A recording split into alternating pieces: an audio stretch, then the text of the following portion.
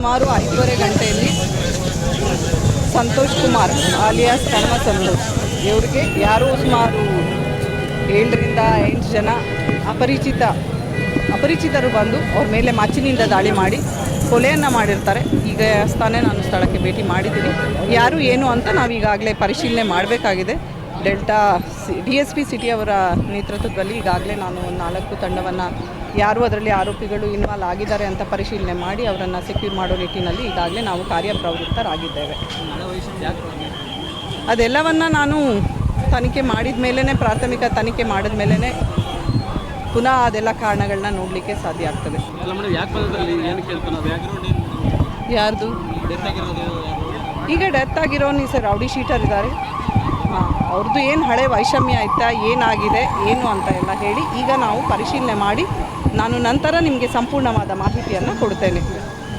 Santosh Kumar alias Kanva Santosh ಸುಮಾರು 8ರಿಂದ 10 ಜನ ಇರ್ಬೋದು, ಅಥವಾ ನೋಡಬೇಕು 7ರಿಂದ 8 ಜನ ಅಂತ ಹೇಳ್ತಾ ಇದ್ದಾರೆ. ಯಾರಂತ ನಾನು ನೋಡ್ತೇನೆ, ಪರಿಶೀಲನೆ ಮಾಡ್ತೇನೆ. ಯಾವ್ಯಾವ ಕೇಸಲ್ಲಿ ಅವ್ರ ಮೇಲೆ ಸುಮಾರು ಕೇಸಸ್ ಇದೆ. ಅವ್ರ ಮೇಲೆ ಎಲ್ಲ ಬಾಡಿ ಅಫೆನ್ಸಸ್ ಕೇಸಸ್ ಇದ್ದಾವೆ, ಮರ್ಡರ್ ಕೇಸಸ್ಸು ಕೂಡ ಇದೆ. ಬೇರೆದು ಏನು ಆಗಿದೆ ಅಂತ ಹೇಳಿ ಇದರಲ್ಲಿ ಯಾರು ಇನ್ವಾಲ್ವ್ ಆಗಿದ್ದಾರೆ ಅಂತ ಹೇಳಿಬಿಟ್ಟು ನಾನು ಪ್ರಾಥಮಿಕ ತನಿಖೆ ಮಾಡಿ ನಂತರ ತಮಗೆ ಸಂಪೂರ್ಣವಾದ ಮಾಹಿತಿಯನ್ನು ಕೊಡ್ತಾ ಇದ್ದೀನಿ. ಅದೆಲ್ಲವನ್ನು ನಾನು ಪರಿಶೀಲನೆ ಮಾಡಬೇಕು. ಅದ್ರ ಬಗ್ಗೆ ಚೆಕ್ ಮಾಡಿದ ಮೇಲೇ ನಾನು ನಿಮಗೆ ಎಲ್ಲ ಮಾಹಿತಿಯನ್ನು ಹೇಳಲಿಕ್ಕೆ ಸಾಧ್ಯ ಆಗ್ತದೆ. ಸೊ ತಾವೆಲ್ಲರೂ ಸಹಕಾರ ಮಾಡಿದರೆ ನಾವು ಮುಂದೆ ತನಿಖೆ ಮಾಡ್ತೀವಿ. Thank you.